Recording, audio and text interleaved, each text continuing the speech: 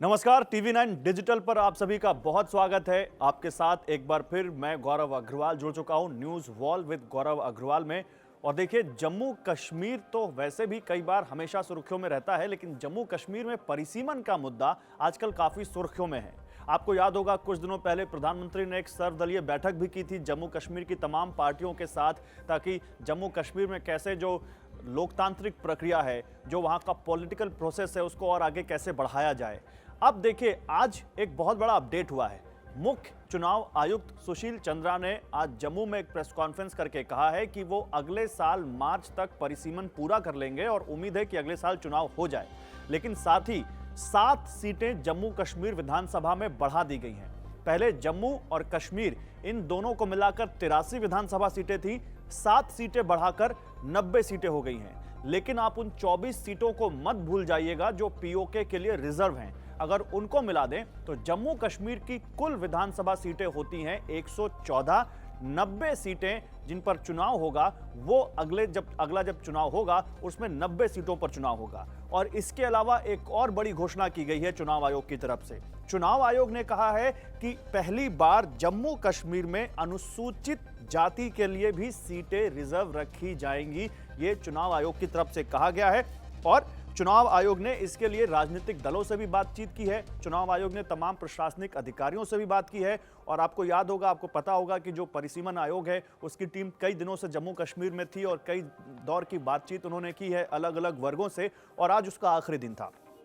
तो जम्मू कश्मीर में political process को आगे बढ़ाने के लिए परिसीमन आयोग और चुनाव आयोग लगातार लगे हुए हैं। इसके अलावा उन्होंने क्या कहा, आप सुनिए। सुशील चंद्रा ने कहा कि 1995 में आखिरी बार जम्मू कश्मीर में परिसीमन हुआ था और तब 12 जिले थे, लेकिन तब से अभी तक जम्मू कश्मीर में कुल मिलाकर 20 जिले हो गए हैं। और इस वजह से कई सारी ऐसी तहसीलें हैं, कई सारे ऐसी विधानसभाएं हैं जो जिले के बाहर चली गई हैं, जहां बहुत विरोधाभास है, और उन सब को ठीक किया जाना बहुत जरूरी है। इसलिए परिसीमन बहुत जरूरी है। और इसीलिए परिसीमन में उन्होंने सबसे अपील भी की कि सब जितने भी पॉलिटिकल पार्टियां हैं, जितना भी संभ्रांत वर्ग है या जम्मू कश्मीर की जनता है, उनके साथ आए, उनके साथ सहयोग करें। लेकिन यहां कुछ पार्टियों की अलग अलग राय है परिसीमन को लेकर। बीजेपी परिसीमन का विरोध नहीं कर रही है, लेकिन परिसीमन जिस आधार पर किया जा रहा है उसको लेकर बीजेपी ने अपना विरोध जताया है, वो मैं बताऊंगा। पीडीपी तो सिरे से परिसीमन का विरोध कर रही है, यह भी मैं आपको बताऊंगा।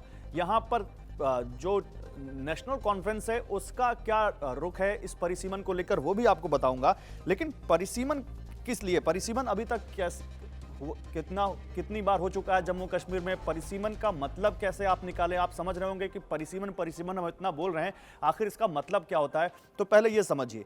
देखिए, 1951 में जम्मू कश्मीर विधानसभा में 100 सीटें थी। 25 सीटें उस वक्त पाकिस्तान के कब्जे के लिए छोड़ी गई थी। और उसके बाद एक फुल फ्लैश जो डिलिमिटेशन कमीशन बना था 1981 में, लेकिन इस कमीशन ने 14 साल लगा दिए अपनी सिफारिशें भेजने में। 1995 में ये रिकमेंडेशंस उन्होंने भेजी और फिर 1981 के जनगणना के आधार पर यह परिसीमन किया गया था, जिसमें 1995 में परिसीमन हुआ। उसके बाद कोई परिसीमन नहीं हुआ।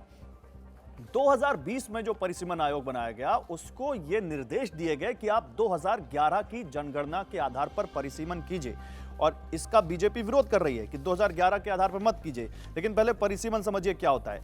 परिसीमन इंग्लिश में जिसको डिलिमिटेशन कहते हैं, इसका मुख्य उद्देश्य ये होता है कि आबादी के आधार पर, या जो सारे जो वोटर्स हैं, जो मतदाता हैं, उन सबको उनकी आबादी के आधार पर उनकी जो निर्वाचन का उनको अधिकार मिले और उनकी बात कहीं अनसुनी ना रह जाए। कहीं ऐसा ना हो कि किसी कम आबादी वाली एक सीट बन जाए और कहीं पर ज्यादा आबादी वाली सीट बन जाए। यह मुख्य उद्देश्य होता है। दरअसल जनसंख्या में समय समय पर बदलाव होता है, हम सबको मालूम है। हर 10 साल पर सेंसस जनगणना होती है, तो जनसंख्या घटती बढ़ती रहती है। जनसंख्या, किसी विधानसभा की जनसंख्या ज्यादा हो गई, किसी विधानसभा क्षेत्र की हो सकता है जनसंख्या कम हो जाए, तो समान प्रतिनिधित्व मिले जनसंख्या को, इसलिए परिसीमन करवाया जाता है।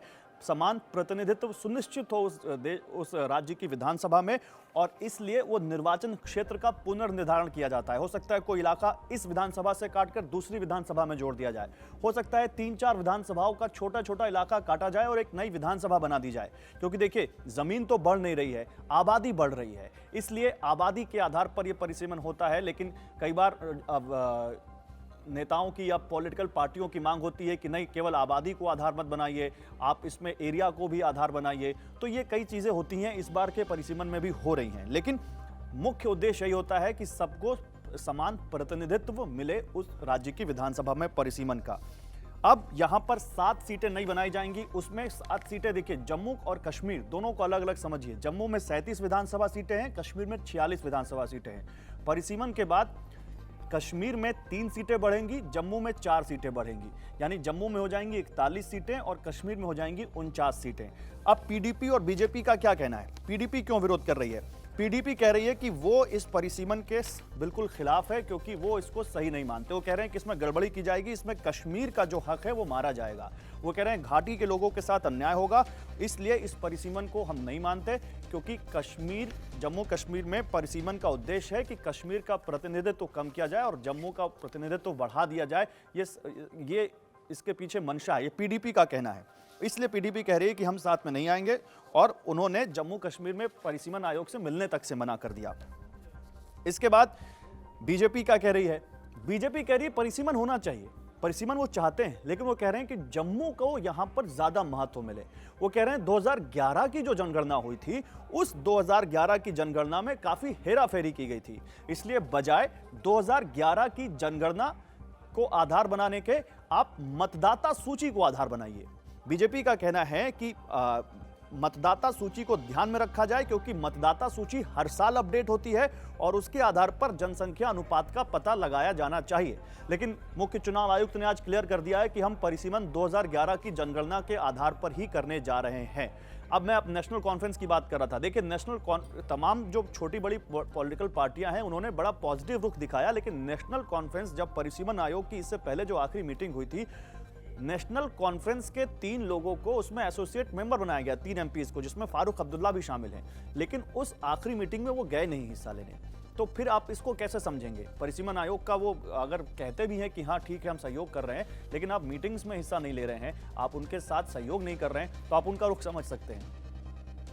लेकिन ऐसा लगता है कि अब जिस तरह से परिसीमन कहा गया कि अगले साल तक पूरा कर लिया जाएगा, अगले साल चुनाव होने की पूरी संभावना है, बशर्ते ये पॉलिटिकल पार्टियां इसमें अपना सहयोग करें। और जो सर्वदलीय बैठक में प्रधानमंत्री ने कहा था कि दिल की दूरी और दिल्ली की दूरी कम करने की जरूरत है, वो दूरी कम हो, केवल बोलने से नहीं बल्कि दिल से, आपके कंडक्ट से, आपके व्यवहार से भी वो चीज़ दिखनी चाहिए। और फिलहाल अभी जम्मू कश्मीर की जो 2 सबसे बड़ी पार्टियां हैं, उन्होंने धारा 370 का राग उसके बाद आलाप दिया, उन्होंने कई चीज़ों का राग आलाप दिया, जो ऐसा लगता है कि फिलहाल वो दिल की दूरी अभी कम होती नहीं दिख रही है।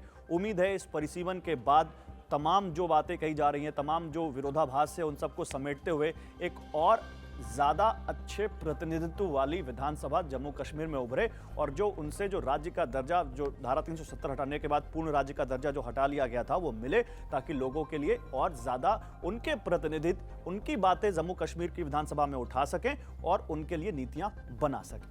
फिलहाल आज के लिए बस इतना ही। Thank you.